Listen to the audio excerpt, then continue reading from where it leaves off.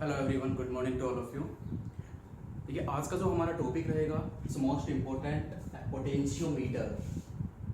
Previous lectures में हमने बहुत सारे इम्पोर्टेंट टॉपिक्स आपको करवाए हैं करंट इलेक्ट्रिसिटी से रिलेटेड। जैसे कि हमने किया था व्हीटस्टोन ब्रिज के ऊपर हमने न्यूमेरिकल्स सॉल्व आउट किए थे। फिर मीटर ब्रिज आया था, मीटर ब्रिज के भी कुछ इंपॉर्टेंट न्यूमेरिकल हमने सॉल्व किए थे। उसके बाद नंबर आया है पोटेंशियोमीटर। इन सबसे हटकर मैं तो कहता हूं पूरी यूनिट का सबसे इंपॉर्टेंट टॉपिक है।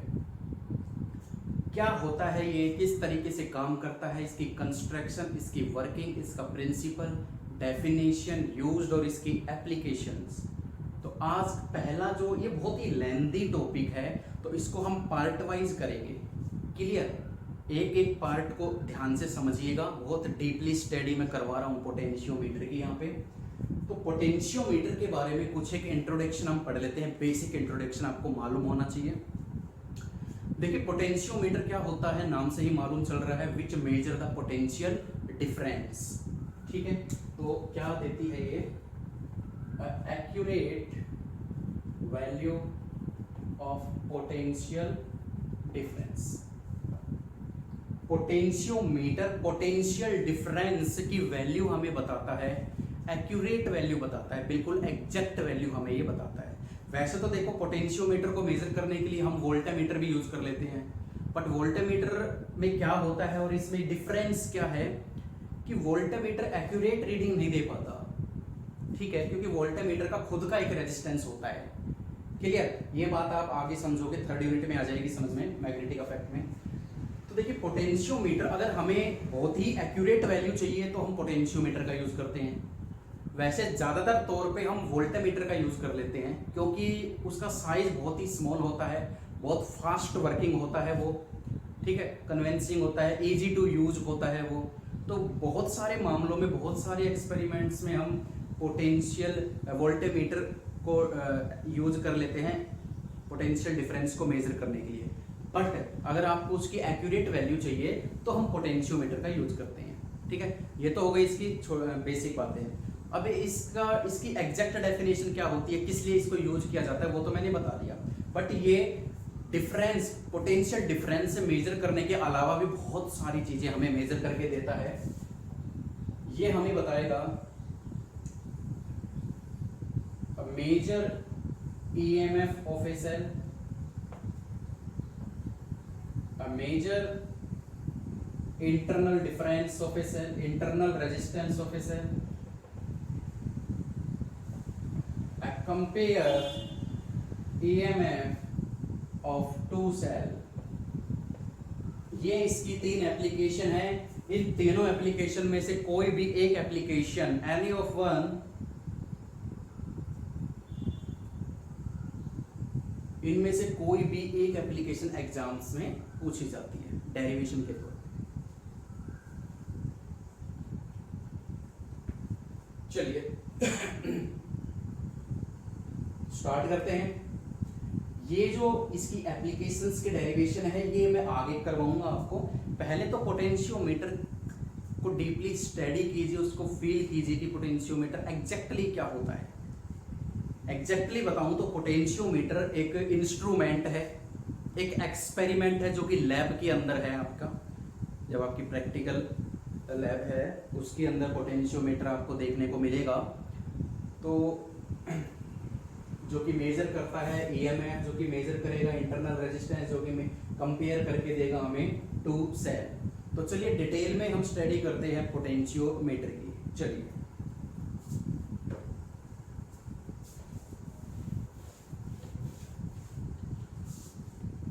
सबसे पहले क्या आता है, हम देखो डेफिनेशन हो चुकी है। ईएमएफ मेजर करेगा, इंटरनल रेजिस्टेंस देगा और कंपेयर करेगा टू सेल्स का ईएमएफ। ठीक है, अब हम बात करेंगे इसमें कि इसकी कंस्ट्रक्शन क्या होती है। ठीक है, फिर इसके प्रिंसिपल को समझेंगे। ठीक है, किस तरीके से ये वर्क करता है। तो बहुत ही ध्यान से देखिएगा पोटेंशियोमीटर में क्या होता है। मैं यहाँ पे दो डायग्राम आपको समझाऊंगा, एक जो बुक में दे रखा है और एक वो जो आप न्यूमेरिकल पॉइंट ऑफ व्यू या एग्जाम्स में बना के आओगे। बुक वाला थोड़ा मैं पहले बुक वाला समझा देता हूँ एग्जैक्ट में। देखिए पोटेंशियोमीटर में सबसे पहले क्या आता है कि एक वायर यूज की जाती है। जैसे हमने मीटर ब्रिज पढ़ा था, मीटर ब्रिज में हमने एक वायर यूज की थी जिसकी लेंथ 1 मीटर थी। सेम वही वायर इसमें मैं यूज करूंगा, बट थोड़ी सी लेंथ इंक्रीज हो जाती है। इसमें क्या है कि 4 to 10 मीटर, 4 से लेके 10 मीटर तक की हम वायर यूज कर सकते हैं। बुक के अंदर आपकी 4 मीटर दे रखी है, आपके जो प्रैक्टिकल लैब में है उसमें भी 4 मीटर की वायर सीरीज में कनेक्ट कर रखी है पोटेंशियोमीटर में।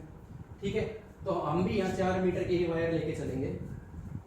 किस तरीके से होता है ये एक वुडन बोर्ड होता है। आप जब लैब में जाके देखोगे पोटेंशियोमीटर को तो आप क्लियर हो जाओगे।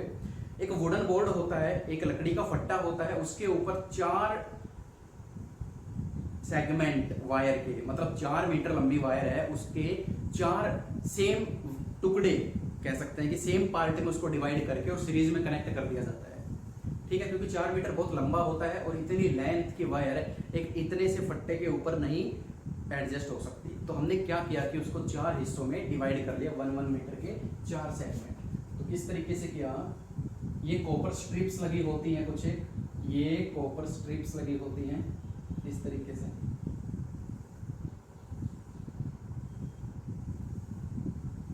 ये ध्यान से देखिएगा, इसकी कंस्ट्रक्शन समझ में आ जाएगी तो आप फील करोगे, लिंक में आ जाओगे आप पोटेंशियोमीटर के।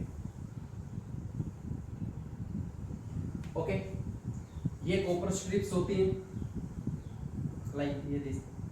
ठीक है, यहां से लेके this is A, this is B, यहां से लेके यहां तक 100 सेंटीमीटर, यहां से लेके यहां तक 200 सेंटीमीटर कंप्लीट होता है, यहां से लेके यहां तक 300 सेंटीमीटर कंप्लीट होता है, और यहां से लेके यहां तक 400 सेंटीमीटर कंप्लीट होता है। ठीक है, अब देखने में आप कहोगे नहीं सर ये तो पैरेलल में कनेक्ट हैं। अरे बेटा पैरेलल में कैसे कनेक्ट है, देखो यहां से करंट चलना स्टार्ट करेगा या यहां से चलना स्टार्ट करेगा तो वही करंट सेम फ्लो कर रहा है, कहीं और पाथ डिवाइड हो रहा है, कहीं देखो पैरेलल की कंडीशन क्या होती है, सिर्फ पैरेलल की कंडीशन ये नहीं होती है कि ऊपर नीचे रख दिया तो पैरेलल कनेक्शन हो गया। पैरेलल कंडीशन के लिए क्या चाहिए कि करंट जो फ्लो कर रहा है उसको अगर आगे चल के 2 रास्ते मिलते हैं, यानी 2 पाथ में वो डिवाइड होता है तो पैरेलल कनेक्शन होता है। लेकिन यहां से तो जो करंट निकलेगा, जो कांस्टेंट करंट फ्लो करता है इसके अंदर, वो सेम करंट बी तक पहुंचेगा, ए से निकला हुआ, तो ये सीरीज कनेक्शन होता है। क्लियर। उसके बाद कुछ नहीं होता, यहाँ एक हम बैटरी लगा देते हैं और एक रियोस्टेट लगाते हैं, वेरिएबल रियोस्टेट। एक एक के बारे में मैं डिटेल में समझाऊंगा, घबराने की बात नहीं है। ठीक है, तो अब हम क्या करते हैं, ये तो बुक के अंदर दे रखा है, ये तो बुक के अंदर दे रखा है।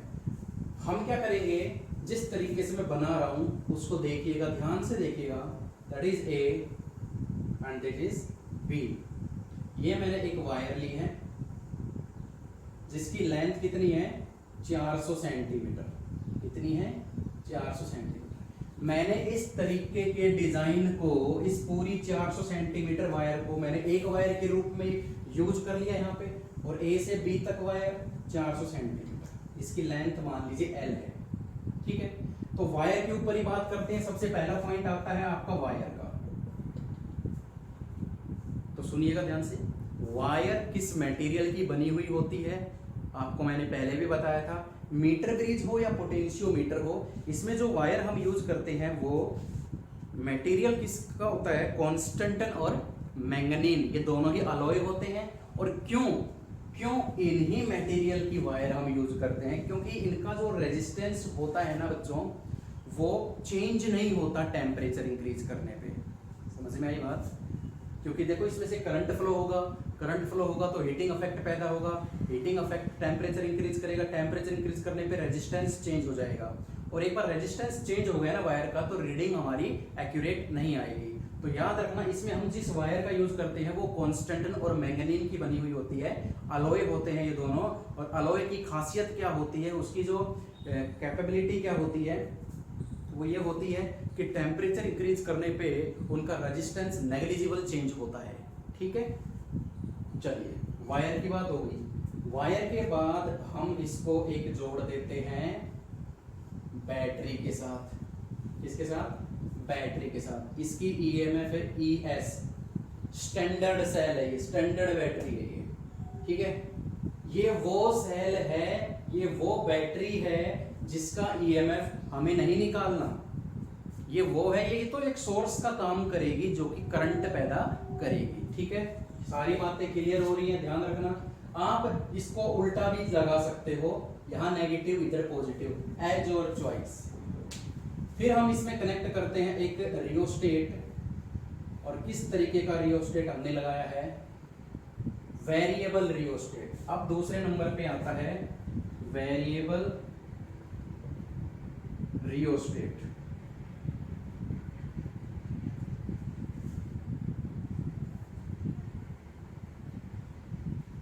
देखो वेरिएबल रियोस्टेट क्या होता है, नाम से ही मालूम चल रहा है वेरिएबल, ये साइन ही वेरिएबल का, ये जो मैंने एरो का साइन लगाया है। वेरिएबल का मतलब होता है नॉन रेजिस्टेंस, यानी जिसकी वैल्यू हमें मालूम हो। मैंने आपको बताया था रियोस्टेट एक सिलेंड्रिकल बॉडी होती है, आप लैब में जाओगे ना जब आपको पता चलेगा रियोस्टेट क्या होता है। रियोस्टेट एक वेरिएबल रेजिस्टेंस होता है जिसको हम कंट्रोल कर सकते हैं, हमारे हाथ में होता है सब कुछ, हम मनचाहा रेजिस्टेंस इसमें डाल सकते हैं। उसमें एक स्लाइडिंग जॉ होती है, एक स्लाइडिंग पंजा लगा होता है मेटेलिक, जो वायर्स के ऊपर स्लाइड करता है, उसको स्लाइड करवाते हुए हम रेजिस्टेंस को कंट्रोल कर सकते हैं। यानी रियोस्टेट करंट को कंट्रोल करता है, ये कह सकते हो, और रियोस्टेट कह सकते हो एक तरीके का रेजिस्टेंस होता है जिसकी वैल्यू हमें मालूम होती है। दूसरी बात, दोनों चीजें क्लियर हो गई, इसका काम भी पता चल गया। अब हम क्या करते हैं, इसमें और क्या क्या चीजें लगी होती है, देखिए मैं वैसे ही बता देता हूं कि इसमें एक गैल्वेनोमीटर भी यूज होगा आगे चल के। गैल्वेनोमीटर आपको मालूम है क्या होता है? गैल्वेनोमीटर एक ऐसा डिवाइस होता है जो करंट को डिटेक्ट करता है, करंट की प्रेजेंस को डिटेक्ट करता है कि करंट फ्लो कर रहा है या नहीं कर रहा है, ठीक है, गैल्वेनोमीटर। और अगर गैल्वेनोमीटर में से कोई करंट फ्लो नहीं कर रहा होगा, वो कंडीशन क्या कहलाती है? Balancing condition. व्हीटस्टोन ब्रिज में पढ़ा, मीटर ब्रिज में पढ़ा, वही रूल पोटेंशियोमीटर में भी हम यूज करेंगे। क्लियर है? गैल्वेनोमीटर जब तक करंट शो कर रहा है तब तक तो ठीक है, लेकिन जैसे ही उसकी निडल जीरो पे आके अटक गई, इसका मतलब क्या है? बैलेंसिंग कंडीशन होती है वो। उसके बाद एक जोकी भी मैंने पढ़ाई थी आपको, एक जोकी भी यूज होती है। जोकी क्या होती है? एक इस तरीके की स्लाइडिंग वायर होती है जो कि गैल्वेनोमीटर से कनेक्ट होती हुई इस वायर के ऊपर। अब जोकी का मेन काम क्या होता है आपको मालूम है? बैलेंसिंग लेंथ फाइंड आउट करना। जोकी को ऐसे ऐसे हम स्लाइड करवाएंगे वायर पे, यहाँ रखेंगे, यहाँ रखेंगे, यहाँ यहाँ यहाँ यहाँ, और कब तक चेक करते रहेंगे? जब तक कि गैल्वेनोमीटर की निडल जीरो पे ना आ जाए। जैसे ही गैल्वेनोमीटर, मान लीजिए जोकी को मैंने यहाँ रखा और गैल्वेनोमीटर की निडल जीरो पे आ गई, इसका मतलब यहाँ से लेके यहाँ तक की जो लेंथ है वो बैलेंसिंग लेंथ कहलाएगी। तो जोकी का काम होता है to find out the balancing length, ठीक है। जोकी को कभी भी रब नहीं करवाना चाहिए, बहुत स्मूथली मूव करवाना चाहिए, क्योंकि आप जब रब करोगे ना जोकी को वायर के ऊपर, तो जो वायर का एरिया ऑफ क्रॉस सेक्शन है ना, वो चेंज हो जाएगा, वो नॉन यूनिफॉर्म हो जाएगा। और एक बार जब चेंज हो गया ना एरिया, तो रेजिस्टेंस भी चेंज होगा, और रेजिस्टेंस चेंज हो गया ना तो फिर एरर आएगा, वो एक्यूरेट रीडिंग हमें नहीं दे पाएगा। तो ये सारी बातें क्लियर हो रही हैं, क्या क्या चीज़ें हैं, कंसेप्चुअल क्वेश्चन बन रहे हैं। वायर लिया तो किस मटेरियल का, क्यों लिया, वेरिएबल रियोस्टेट होता है तो क्यों लगाते हैं, क्या काम होता है, गैल्वेनोमीटर का क्या काम होता है, और बैलेंसिंग कंडीशन कब शो करता है, जोकी का क्या काम होता है, और जोकी को किस तरीके से मूव करवाना चाहिए अलोंग द वायर। ये कुछ एक इंपॉर्टेंट पॉइंट्स हैं हमारे related to the potentiometer. Clear? ये कंस्ट्रक्शंस के पॉइंट है इसके। और इस सर्किट को बोला जाता है प्राइमरी सर्किट या ऑक्सिलरी सर्किट।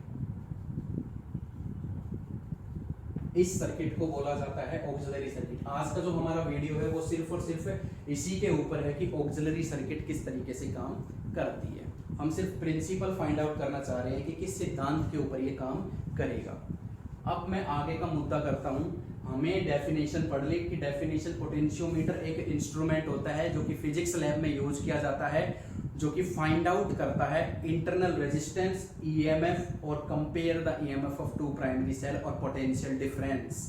ठीक है, और इसकी कंस्ट्रक्शन में हम मेनली वायर का यूज करते हैं, रियोस्टेट का यूज करते हैं, जॉकी और गैल्वेनोमीटर भी हम लगाएंगे, लेकिन वो यहाँ पे नहीं लगेगी, वो सेकेंडरी सर्किट में हम यूज करेंगे जब हम आगे पढ़ाएंगे। जैसे जैसे हम आगे बढ़ेंगे इन चीजों का भी यूज होता चला जाएगा। ठीक है, कंस्ट्रक्शन हो गई, डेफिनेशन हो गई। ओके, अब बात आते हैं इसके मेन मुद्दे की, जो कि हमारा आज का प्रिंसिपल फाइंड आउट करना है कि पोटेंशियोमीटर कैसे काम करता है। इस वाले डायग्राम, ये डायग्राम बुक में है, ये आपको नोट्स में भी मिलेगा, बट अगर आप ऐसा बना के आओगे तो आपको जल्दी समझ में आएगा। तो मैं यही समझाऊंगा आपको, पजल ज्यादा नहीं करूंगा, बहुत ही सिंपलेस्ट तरीके से करेंगे काम। देखिए जरा, ये हमने एक सेल लगा रखी, एक बैटरी लगा रखी है जिसका ईएमएफ कितना है, ES। पॉजिटिव से करंट निकलना स्टार्ट करेगा I। एक बात याद रखना, ये जो वायर होती है, वायर की एक क्वालिटी और होती है कि ये जो वायर होता है ये एक रेजिस्टिव वायर होता है। ये जो वायर हमने लिया है AB क्या है,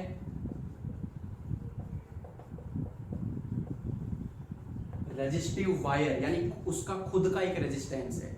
अब सोचो जरा, R is the resistance of wire, बहुत ही ध्यान से देखिएगा, R is the resistance of wire. अब जैसे इसमें से करंट फ्लो करेगा, ये एक इससे कनेक्ट है, एक इससे कनेक्ट है पॉजिटिव से। ठीक है, मान लीजिए यहाँ पर V पोटेंशियल है इसकी, यहाँ पर V हायर से कनेक्ट है तो यहाँ पे V, और ये नेगेटिव से कनेक्ट है तो मान लीजिए यहाँ पे पोटेंशियल क्या है V, क्योंकि दोनों के बीच का डिफरेंस, तभी तो ES कह लो या V कह लो, कोई दिक्कत वाली बात नहीं है। चलिए अब स्टार्ट करते हैं, एक एक स्टेप ध्यान से सुनना। जैसे ही करंट A से B की तरफ जाएगा, जैसे ही करंट A से B की तरफ जाएगा, पोटेंशियल ड्रॉप होता चला जाएगा। अरे यहाँ पर पोटेंशियल कितना है A पॉइंट पर V, और B तक पहुंचते पहुंचते कितना हो गया, 0। बहुत सारे न्यूमेरिकल्स हमने किए हैं, Wheatstone bridge, resistance, combination of resistance. मैंने आपको बताया था जब पॉजिटिव टर्मिनल से जो हिस्सा कनेक्ट होता है उसको हम हायर पोटेंशियल मानते हैं, V हम एज्यूम करते हुए आए हैं आज तक, और नेगेटिव से जो कनेक्ट होता है उसको मैं 0 पोटेंशियल मानता हूँ, लोअर पोटेंशियल। ठीक है, लेकिन जैसे ही करंट A से B जाएगा पोटेंशियल ड्रॉप होता जाएगा। ठीक है, moving along AB, potential drop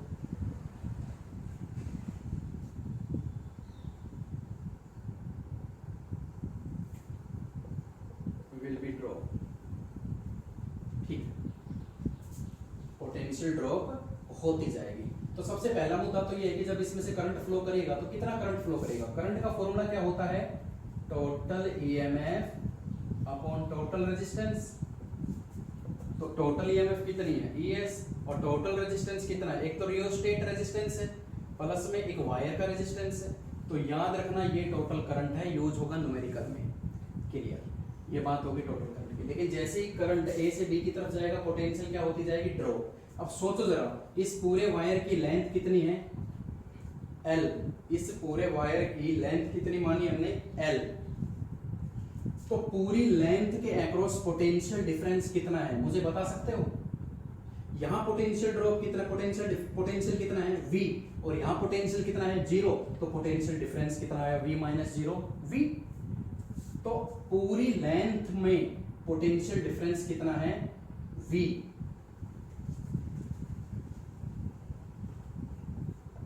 for length L potential difference will be V।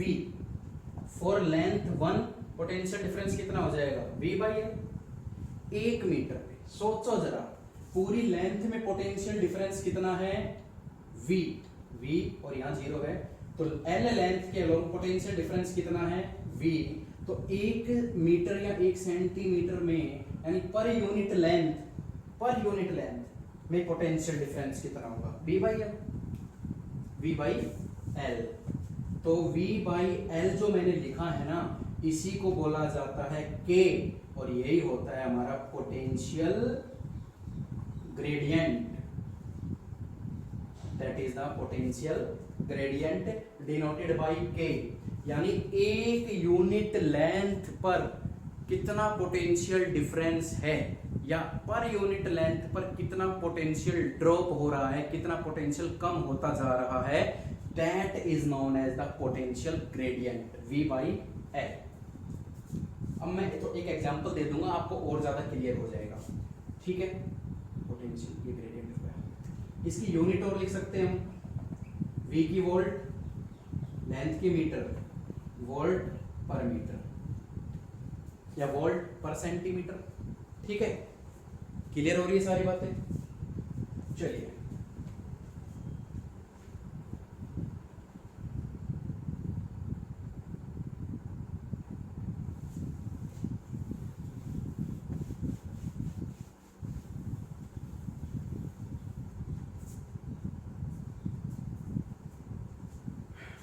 मान लीजिए A पर let potential at A 10 volt है। मैं एग्जांपल दे रहा हूं ताकि आपको और ज्यादा फील हो जाए और ज्यादा क्लियर हो जाए ये टॉपिक। मान लीजिए A पॉइंट पर पोटेंशियल कितना है 10 वोल्ट, और किसी भी एक्सपेरिमेंट हमने किया तो उसका पोटेंशियल ग्रेडियंट 0.2 वोल्ट पर मीटर गिवन।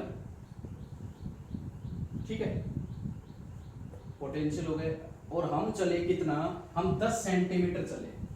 हम कितना चले, यहां से यहां आए हैं हम, और यहां पर पोटेंशियल कितना मान लिया मैंने 10 वोल्ट। हम 10 सेंटीमीटर चलकर आए हैं यहां से यहां तक 10 सेंटीमीटर। तो बताओ यहां पर इस पॉइंट पर C पॉइंट पर पोटेंशियल डिफरेंस या पोटेंशियल ड्रॉप कितना होगा। तो पोटेंशियल ड्रॉप का फॉर्मूला मैंने अभी अभी करवाया था आपको। देखो K का फॉर्मूला क्या होता है, V बाई L। तो V कितना हो जाएगा KL, K की वैल्यू कितनी है 0.2 और L कितना है 10 सेंटीमीटर। तो कितना आ जाएगा ये पूरा करेंगे तो हम, या 10 मीटर कह लो या 10 सेंटीमीटर कह लो, मर्जी है आपकी। ठीक है, 10 मीटर। तो इसको जब मल्टीप्लाई करवाऊंगा तो 2 वोल्ट आएगा। वोल्टेज कितनी आएगी 2 वोल्ट। यानी यहां से यहां तक पहुंचते पहुंचते कितना ड्रॉप हो गया है 2 वोल्ट का। देखो 1 सेंटीमीटर चलने में कितना ड्रॉप हुआ, ये रहा। अरे K का मतलब क्या होता है, K का मतलब होता है कि 1 मीटर या 1 सेंटीमीटर चलने पर कितना पोटेंशियल का ड्रॉप हुआ या कितनी पोटेंशियल डिफरेंस। ठीक है, तो 1 मीटर चलने पे इतना, हम कितना चले 10 मीटर चले, तो टोटल पोटेंशियल कितना आएगा 2 वोल्ट। यानी यहां से यहां तक पहुंचते पहुंचते कितने का ड्रॉप आ गया 2 वोल्ट का। यानी यहाँ पे पोटेंशियल कितनी हो गई 8 वोल्ट, यहाँ कितनी थी 10 वोल्ट, यहाँ पहुंचते पहुंचते 8 वोल्ट। सिमिलरली 10 मीटर और आगे गया तो 6 वोल्ट, सिमिलरली आगे गया तो 4 वोल्ट, सिमिलरली 10 और आगे गया तो 2 वोल्ट, और सिमिलरली यहाँ पहुंचते पहुंचते कितनी हो गई 0। तो पोटेंशियल ग्रेडियंट को फील कीजिए यहाँ पे कि पोटेंशियल ग्रेडियंट एक्चुअल में होता क्या है। ठीक है, अब यहां से साफ तौर पे देखने को मिल रहा है कि 1 सेंटीमीटर चलने पे पोटेंशियल ड्रॉप कितना होता है V by L। V by L का मतलब कितना है कि वोल्टेज ड्रॉप या potential difference per unit length. और अगर इस वायर में हम चले गए जैसे 50 सेंटीमीटर तक, तो वो कितनी भी आगे जा सकता है। मान लीजिए हम x डिस्टेंस पे चले गए, हम यहाँ चले गए x डिस्टेंस पे, तो कितना पोटेंशियल ड्रॉप होगा। अरे जब हमें मालूम है कि 1 मीटर या 1 सेंटीमीटर चलने पे इतने का ड्रॉप होता है, तो इतनी 10 मीटर या 20 मीटर या 30 मीटर चलने पे कितने का ड्रॉप होगा, ये तो इजीली निकाल सकते हो यार। V बाई L 1 मीटर चलने पे, तो x डिस्टेंस चलने पे कितने का ड्रॉप होगा V by L into x। Clear. और इसी को क्या बोला जाता है, V बाई L को ही क्या बोला जाता है kx। क्या बोला जाता है kx। नहीं आया समझ में, आई है ना, नहीं आया ना।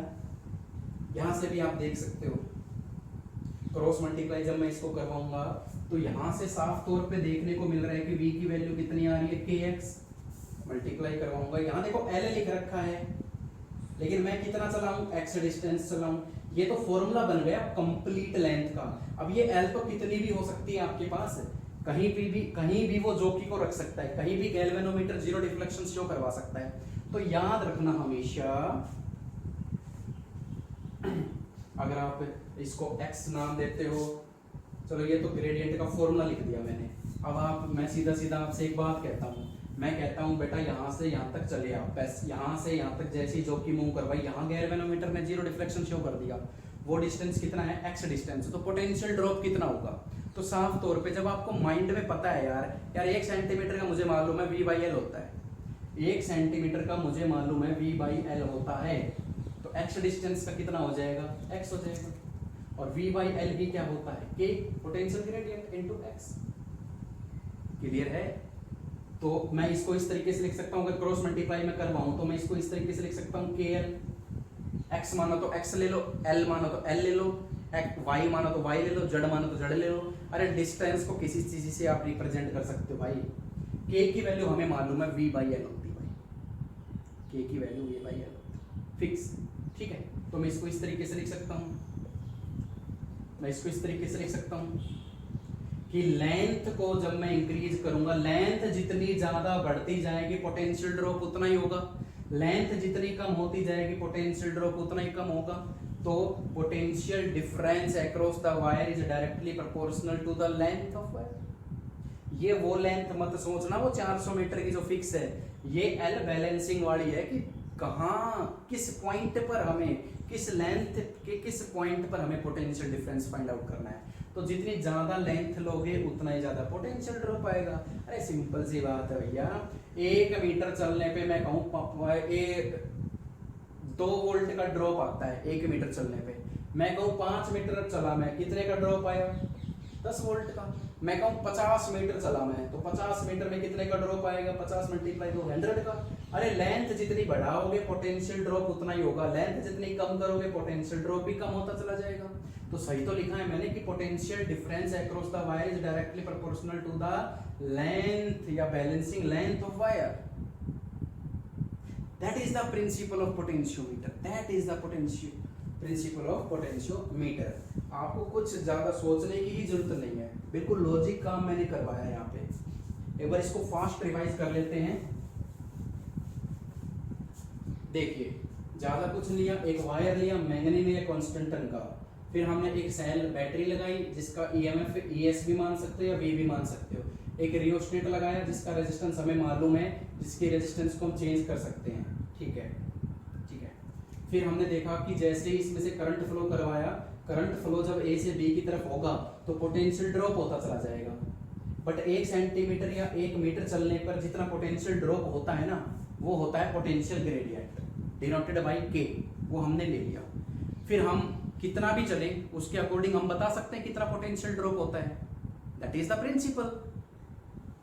एक वर्ड में बोला, एक सेंटेंस में बोल दिया मैंने, ये तो समझाने का तरीका था कि कैसे क्या हुआ है, कि जैसे जैसे आप A से B की तरफ जाओगे आपका पोटेंशियल ड्रॉप होता चला जाएगा। ये बात याद रखना, क्योंकि लेंथ आप इंक्रीज करते जा रहे हो ना, तो पोटेंशियल ड्रॉप भी आप इंक्रीज करोगे, सिंपल सी बात है, पोटेंशियल ड्रॉप भी अपने आप ही इंक्रीज हो जाएगा। क्योंकि 1 मीटर चलने पे जितना पोटेंशियल ड्रॉप होता है उसको पोटेंशियल ग्रेडियंट बोलते हैं। आप 50 मीटर चलोगे, आप 100 मीटर आगे चलोगे, तो लेंथ के अकॉर्डिंग आपका पोटेंशियल ड्रॉप होता चला जाएगा, ठीक है। तो याद रखना इसका प्रिंसिपल क्या होता है, potential drop across the wire is directly proportional to the balancing method. Clear है, कंस्ट्रक्शन आ गई थी समझ में, डेफिनेशन हो गई थी क्लियर, सारी बातें क्लियर हो गई।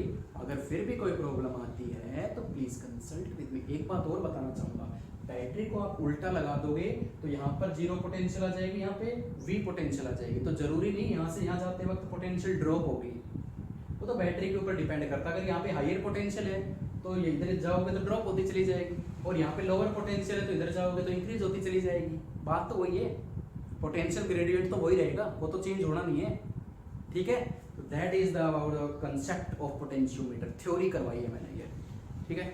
अब हम प्राइमरी सर्किट समझा दिया मैंने किस तरीके से ये प्रिंसिपल होता है। नेक्स्ट वीडियो, ये फर्स्ट पार्ट है, बहुत ही छोटा सा है, बुक के अकॉर्डिंग बहुत छोटा है, लेकिन समझाने में थोड़ा सा टाइम लगा है इसको, क्योंकि जब तक आप इसको फील नहीं करोगे, जब तक आप इसको डीपली समझोगे नहीं, आगे के डेरिवेशन थोड़े से टफ हो जाएंगे, न्यूमेरिकल्स थोड़े से टफ हो जाएंगे आपके लिए। तो स्टेप वाइज में चल रहा हूँ, नेक्स्ट वीडियो में हम एक एक स्टेप निकालेंगे। नेक्स्ट वीडियो में मैं EMF निकालूंगा पोटेंशियोमीटर की हेल्प से, यानी मैं सेकेंडरी सर्किट को आपको एक्सप्लेन करवाऊंगा। क्लियर है, तो आज के लिए इतना ही, पढ़ते रहिए, खुश रहिए और घर में रहिए, सेफ रहिए। Thank you so much.